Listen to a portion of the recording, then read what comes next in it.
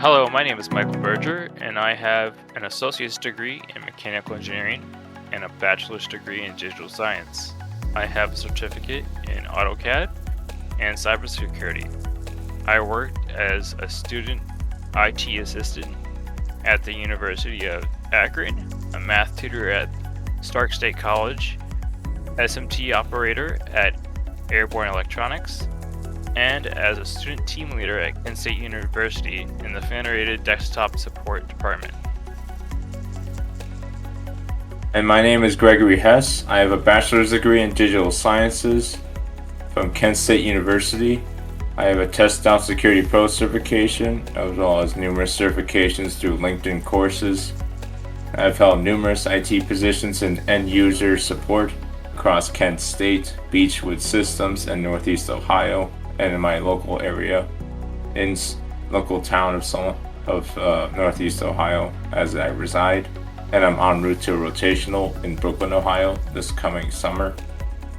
As of February of 2023, I reside at a business analyst position in my current company in a bank in the Ohio area.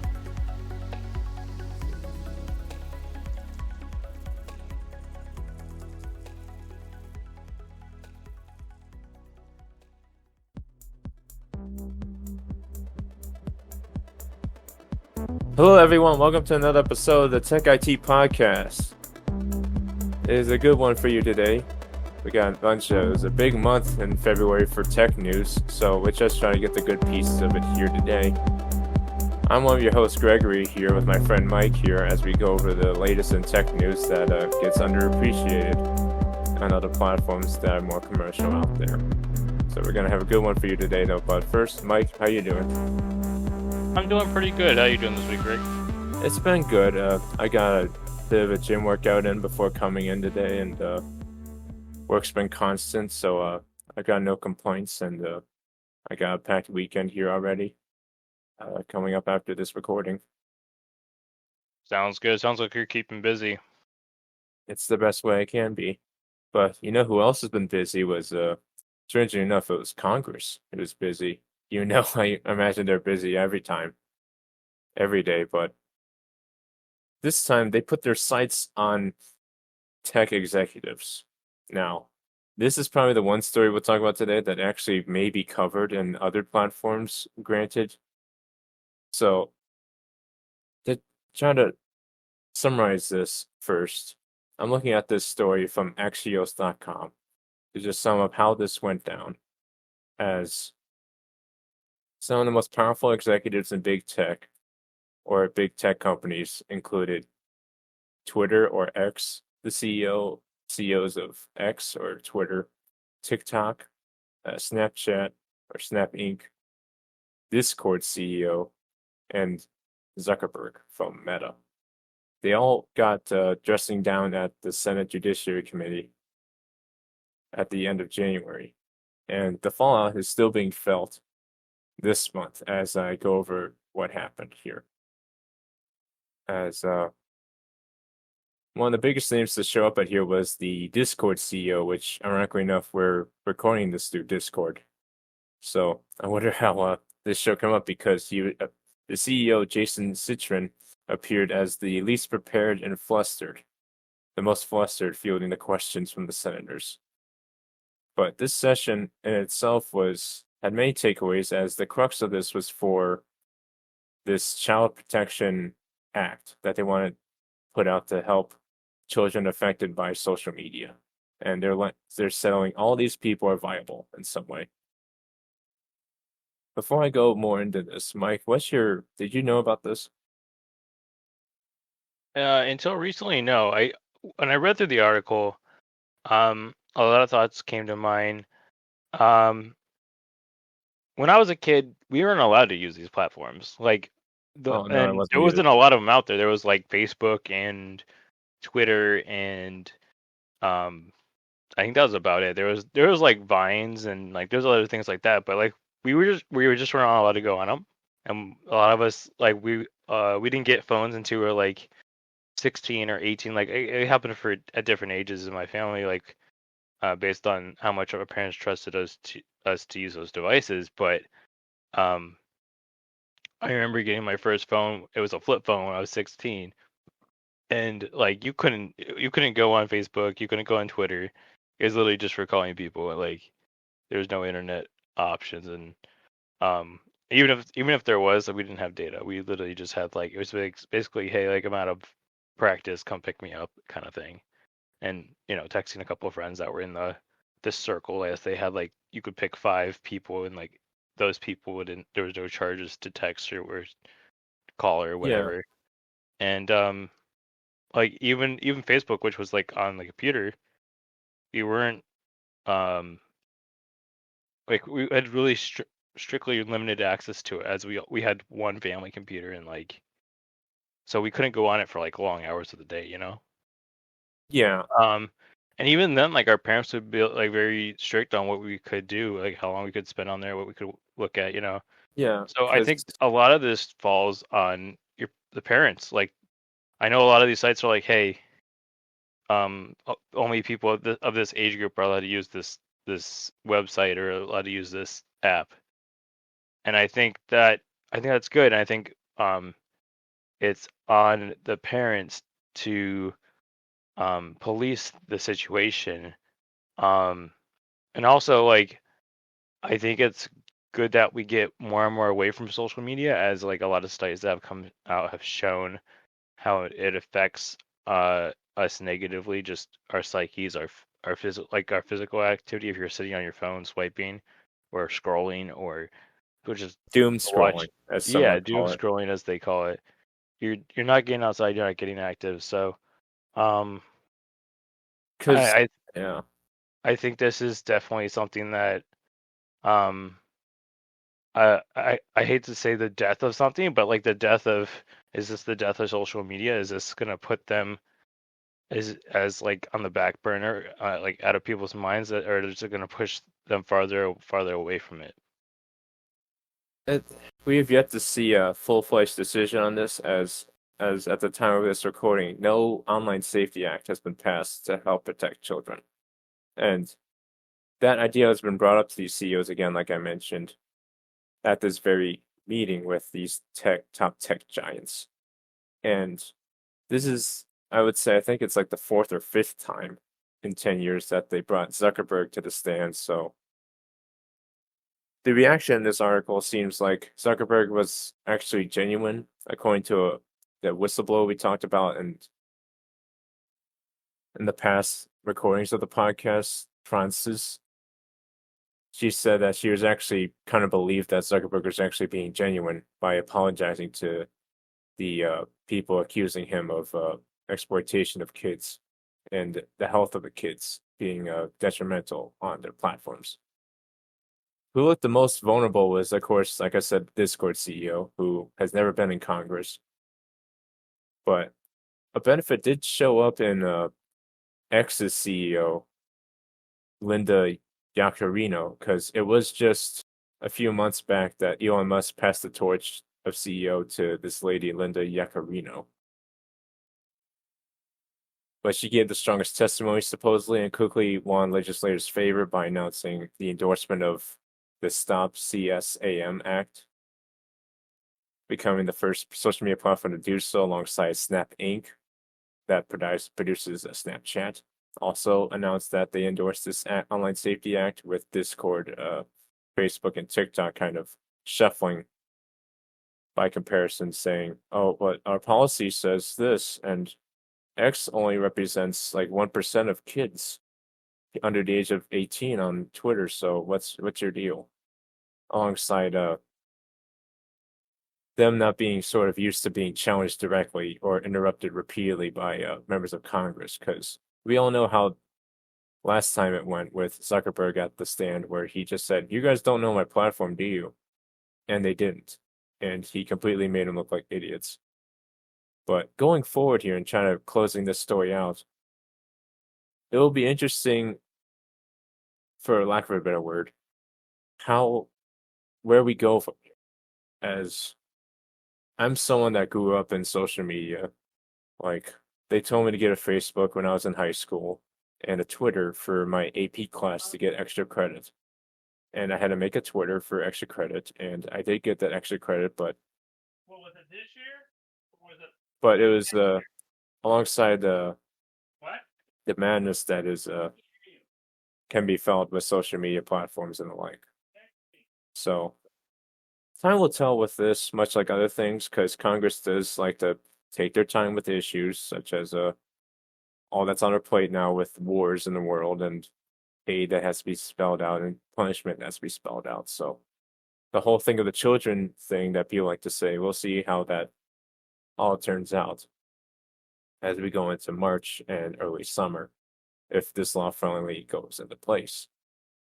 And from congressional hearings to the FCC, I got a story here for the FCC where they initially declared AI voiced robocalls as illegal,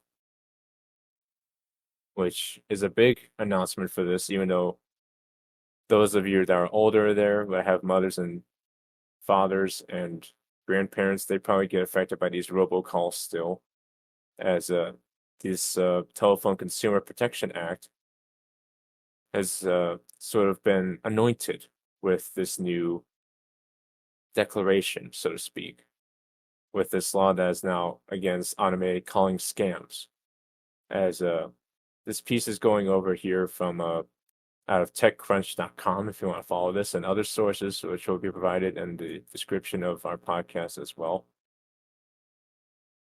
So, with the FCC, which is big on communication rules, for those that don't know, it's the area of the federal government that is in charge of how things are sent from communication to the internet and whatnot. And while this was contemplated for months, it wasn't actually a new rule that they can't put in without due process, as the term robocalls was just a new term for something largely prohibited under the Telephone Consumer Protection Act years before. But with AI cloning being a concern for many people, with there's the concerns of deep fakes and AI generation and language learning models from the likes of ChatGPT and Sora, which we'll get into later, causing more stirs in the world. This was also stirred up by other cases where people manipulated AI to just do its bidding, like this. It was earlier in this month where a fake President Joe Biden call went out to New Hampshire citizens telling them to not vote in the primary, which is pretty bad. You shouldn't refrain anyone from voting and voicing their opinion and choice, especially when it goes up to the high office. That definitely got eyebrows up for this AI concern here. So Right. No one cared until it was about voting, right?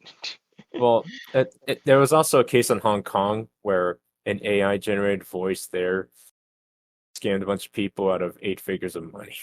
So Oh, that's 8 figures terrible. is a lot of money, which that one isn't mentioned here. But as a person that likes Hong Kong and supports Hong Kong and Taiwan, I when it gets to that level and they really need the help they can and they get scammed out of money, that's pretty serious as well. But this wasn't again an impersonator. This is AI again.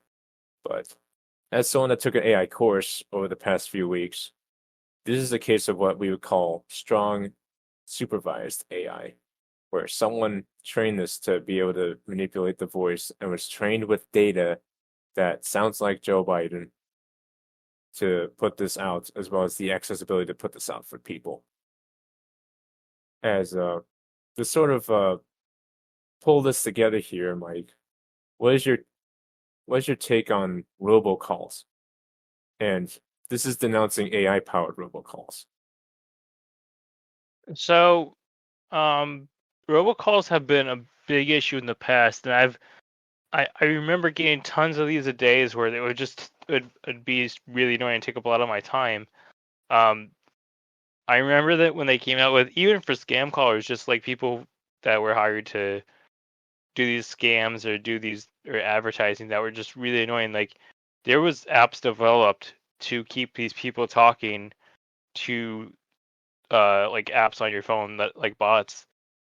So eventually you think it gets to the point where it's just bots talking to bots. But I think this just saves space on my phone. Like if I can go back in my phone and delete those apps, that stops. I mean, I guess I can't delete all of them now because there's still No, people calling you. Not as much though. I think it's definitely getting better. yeah, Um, there's RoboKiller apps that I think are available for Android and iOS that this article recommends, as well as if you find an AI-powered robocall, try to record and report it to the local attorney general, given This this is definitely new a step in the revelation. right direction, right? Yeah, definitely, Um, because if they want to, like, I want AI to be regulated. Don't get me wrong, but this is like a small step towards the possibilities that can come with AI, which, of course, some people overblown them, like when ChatGPT first came out in May of last year. I was like so concerned that it would take their jobs, even though it's literally just a language learning model that points to Google. But in a realm where we still have many older generations in America that get robocalls still on landline connected phones, this can help wipe out a good number of those calls that people, scammers and nefarious people that want to try to make money off of scamming people with these fake calls. As this was an extremely important capability that was starting to make its way up to DC. So in a way, I'm kind of happy that in some way AI is getting looked at after everything with Sam Altman back in June and July of last year went to nothing with him being on the stand. So much like with other stories, we'll keep an eye on this going forward with future TechIT podcast recordings that we'll put out here going into the rest of this year as this this new amendment to a current law gets further talked about and discussed. So moving forward from there to the very browsers that you may be listening to this on. This is coming from us from PCWorld.com or the magazine if you still get magazines, like it's 2003 again. But this is about the many different browsers that we have, and Microsoft, those who have Microsoft 11, will be stuck with Microsoft Edge. And Edge has been caught doing something refrained upon, stealing Chrome tabs. Now,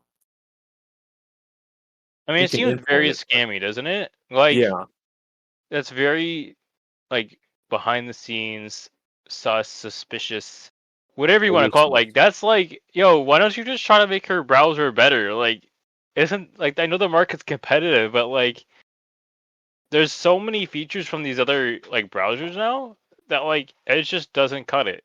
Like, I personally use Chrome, Opera GX, um, Firefox, Ice Dragon.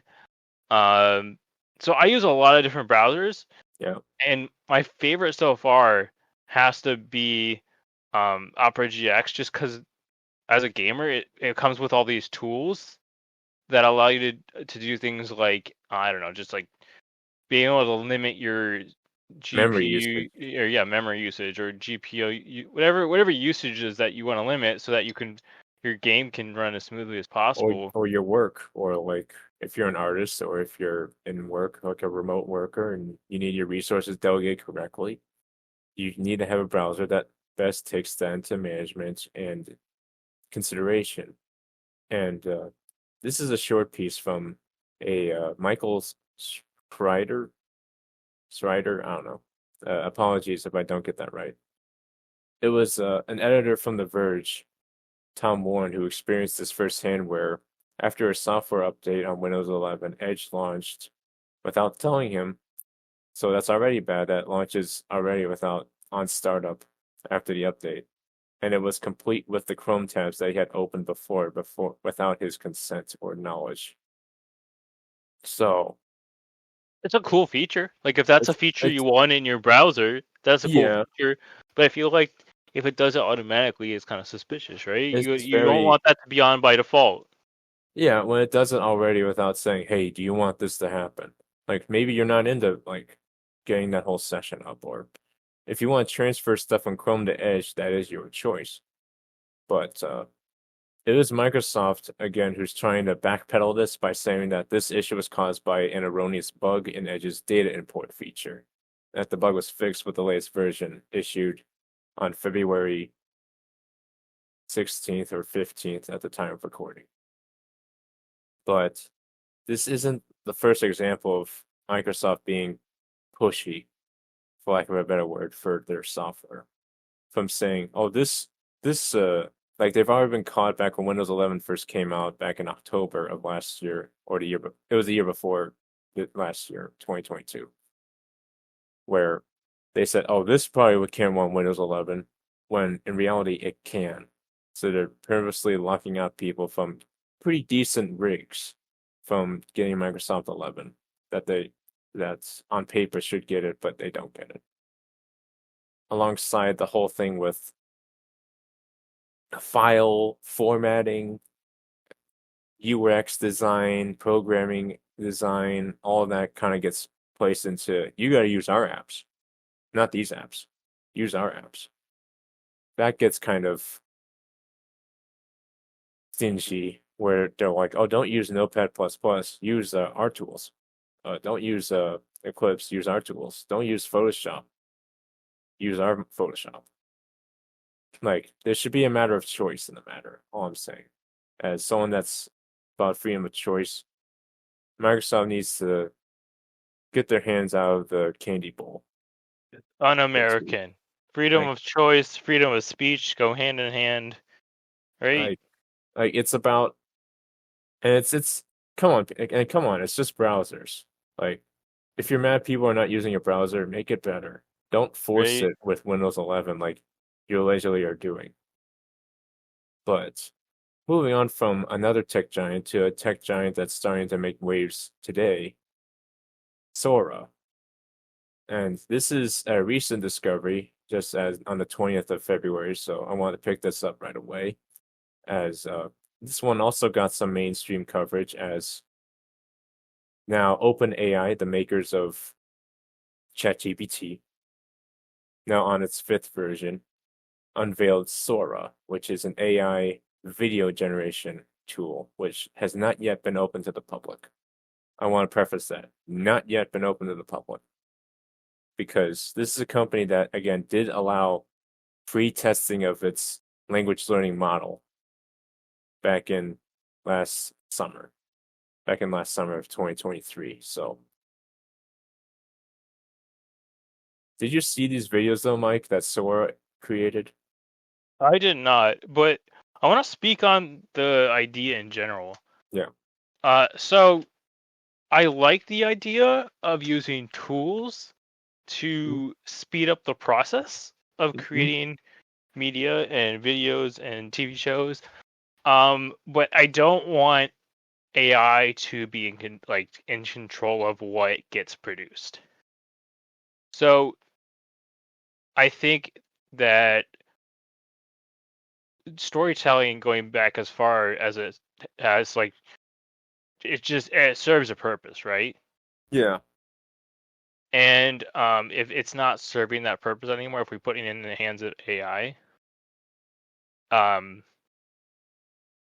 it just seems really money grabby. It seems like they don't care anymore, and I don't want that. I want something that's useful to us as a species, that's good quality work, and that, I don't know, like when I watch something, I want to learn something from it. I want there to be like either a moral lesson or just learn something about, I don't know. Just give me a good story is what I'm saying.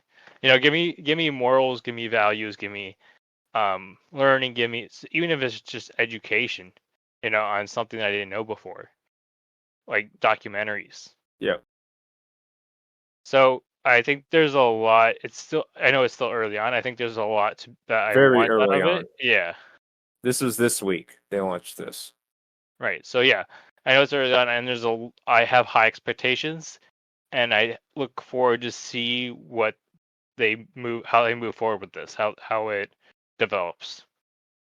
Yeah, because there's already a news scare about this, of course, by I know NBC and Fox did the rounds with this story, like saying it's a threat to directors and screenwriters, like your Scorsese's, your Greta Gerwig's, your Mia Goths of the world, but like the whole idea of making a picture starts to get questioned by people that overthink this, because again, this isn't open to the public yet, and they argue that OpenAI has maybe cherry picked its demo examples, and that Sora's output may not be different of other tools that I've even used in the past, like Midjourney, to create live images or GIFs, as people called it back in the day, and still do. But I have seen the reaction be kind of, again, not just overblown, but kind of adhered to. Like Tyler Perry is one of the first African American billionaires, famed for his works in movies and TV and what have you. He halted his construction on his $800 million expansion of his filming studio just because he saw this. That's all. He saw what Sora did, and he said, I may not need to make a new expansion of my recording studio for TV and movies. I can just get this, maybe.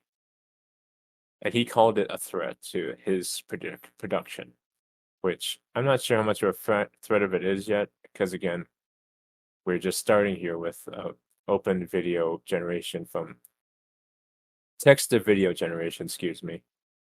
But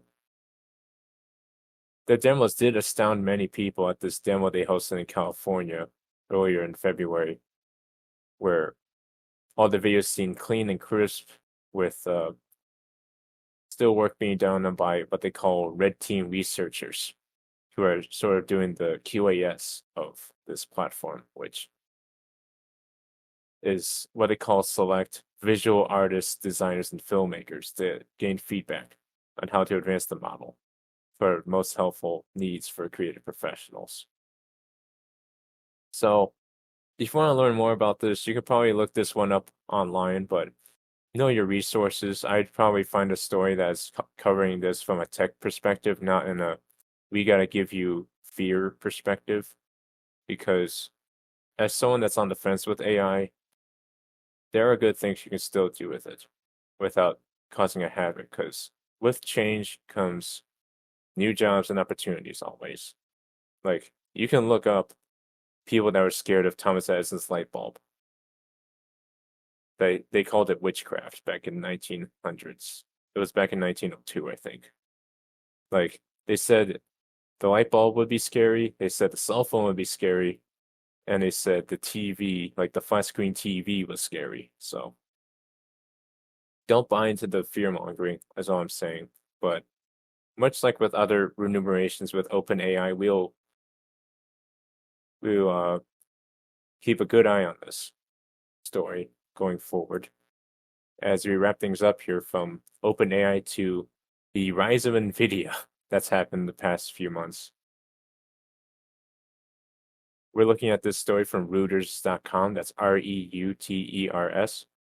And this piece is going over the exclusive nature that NVIDIA is pursuing $30 billion for custom chip opportunities with new units, along with a mind to put money towards bespoke chips for cloud computing and AI processors within them. So, Mike, what's your take on NVIDIA creating these advanced chips?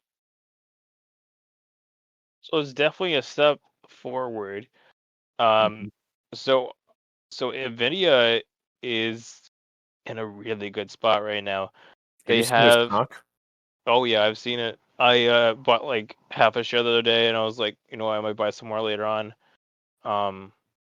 I feel like they're kind of like I would say triple threat, but I'm sure they're even more than that. As they right now, mining's kind of going crazy. Like Bitcoin is on the rise. It's up to, so it was 10K back in the mining winter, as they call it. It's up to about 50K now. As people as people prepare for the halving, so it's going to get harder and harder. I think this might be the last, or is it second to last halving of Bitcoin? And so after the next halving, it's going to going to be more. It's going to be harder to mine, right? So, which makes it more valuable because it's harder to get. It costs more power to make one, and then eventually there's a limit. So a lot of cryptocurrency has written into the programming. This is as many coins as we can create. So eventually it'll be like we can't create any more coins. So people are the reason it's going up right now is people are speculating that is it well it's not all speculation because every time the halving happens it's harder to produce one. It's more cost, so that's why it's going up right now. And NVIDIA graphics cards are used to not to mine Bitcoin, but to mine other coins that you can trade for Bitcoin. So the whole market is on Oh the yeah, rise, on the some rise more in than bigger others. crypto Yeah, market and the cyber market that is vested in crypto technology. But for the right, physical side of things, this is also huge because chips are $30 billion industry. Like right, and it's they probably have even more to. than that now. So it's gonna be is the NVIDIA is gonna get way more orders for graphics cards for mining. Then they get orders for graphics cards for AI. They're gonna get. I think they also said they're working on GPUs for, is it self-driving cars as well? Yes, automotive and video game markets is also what they're Yeah, so citing. the gaming's one of the oldest ones. That's what their original It's their market ingrained is. market, but That's their. automotive is really interesting. Seeing NVIDIA chips in cars. So yeah, they have all these different markets. They have a widespread need. So it's only natural that people can see this company is on the rise. And wasn't it one of our was it our congressmen or our senators or someone that they put passed a bill that allowed NVIDIA to build factories. I think it was in Ohio, right? Yeah, it was the Chips Act. The It CHIPS was Act, where they're producing more and more chips here in the U.S. of A., which is always good. More jobs for the Americans. Um, yeah. Watch that episode back where we talk about the United States blocking the China chip trade on that one. That was a good episode. That was back in Indeed. season 2. But anyway, NVIDIA also has in mind to create a wireless chip with infrastructure builder Ericsson that could include GPU technology with Ericsson. So that can be put into phones even, like high quality phones or high end phones or even regular market phones. But Ericsson has declined to comment on what that looks like to try to not expose it yet as things change over time with the big business that is chips and technology. But we'll be sure to keep a look at that here as well as all the other stories we have here as to sort of round this out. They also have in mind to have integration with Nintendo's next console, which is supposed to have this new NVIDIA custom designed chip, which Nintendo has also declined to comment on that as well, as we near the thick of it in this year after as quarter 1 comes approaching for many companies coming up in the first or second week of March. It's going to be huge money news coming out, which I'll be sure to pretend to listen to. I mean, try to listen to regarding what this will all look like going forward. As NVIDIA is entering a silicon design chip market that was dominated by Broadcom and Marvel with 2 L's, not the Marvel that makes the movies, Marvel with 2 L's.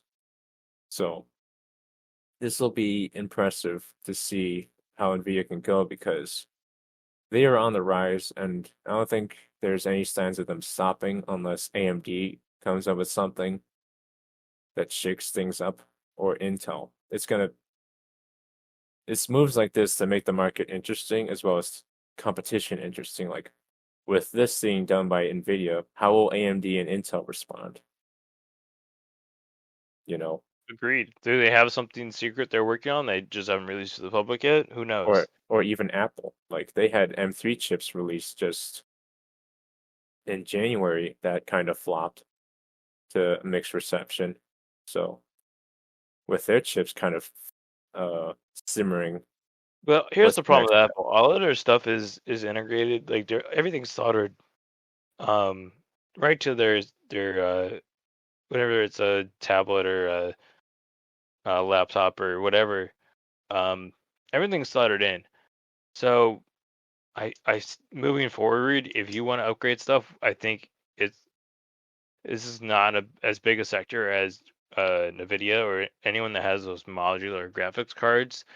Yeah. As if you take a GPU out of your mining rig and put it into a gaming rig, you could just go back and forth through all that. And I know that the AI GPUs are much different, but I'm sure people will find ways to work around and make them work for gaming and all other stuff, as and vice versa. As um, a lot of people out there Usability is love out there. doing that. Yeah, a lot of people love doing that, where they take stuff out of um, was it? I think I saw a video the other day of someone taking a GPU um out of, I think it was out of a PC and used it for a laptop or vice versa. I can't remember, but um, a lot of these GPUs that NVIDIA makes work in multiple areas. So if you can, take a GPU out of one thing and use it for something else, that just, I think that just bolsters NVIDIA's space in the market, right? Yeah, and things are looking up always constantly for the chip market as I'm just reading this now. NVIDIA is looking to join OpenAI in funding a humanoid robot startup with former CEO Jeff Bezos. So lots of big moves being done by NVIDIA here to try to make them the premier brand of chips manufacturing and performance. But yeah, Uh, remember, guys, this is not an investment podcast. no, we can't give We're just, investment advice. yeah, we cannot give investment advice. We're just two dudes on the internet talking about what's going on in technology. But I think that's all we have for today, Greg, right? Anything else on the agenda? I don't believe so. I think we got through everything pretty well here. And if you want to learn more about the NVIDIA pursuit that is coming up here with that company, you can look at that source and many of our other sources in the description of where we upload this podcast on SoundCloud, YouTube, Spotify, and Buzzsprout. Oh, I thank you again, Mike, for joining me today. Always a pleasure, Greg. And I thank you listeners out there for listening to us today as well, as we try to bring the best content to you possible for the tech news that sometimes gets ignored, and we try to deliver the best content for you possible. So if you like what we do and produce here, feel free to give us a like, a comment, and feel free to share this with whoever in your family or friends circle would like to hear more about the tech news, or maybe they know nothing about tech news. So this can get their eyes pursed on the idea that of tech news itself. And I think we still have a Patreon up as well, right? Yeah, if you want to hear about Patreon, you can reach out to us as well on in the comment section, or then some about if you want to help support what we do as well. We have a Patreon to help put up what we do here, and if you want to help support that, feel free to let us know in that format as well. So as we sign off here today, I've been Gregory, your host, and that's been my friend Mike. And I want to say to you all, have a great rest of your day and weekends or evenings whenever you listen to this, and stay vigilant. Stay vigilant.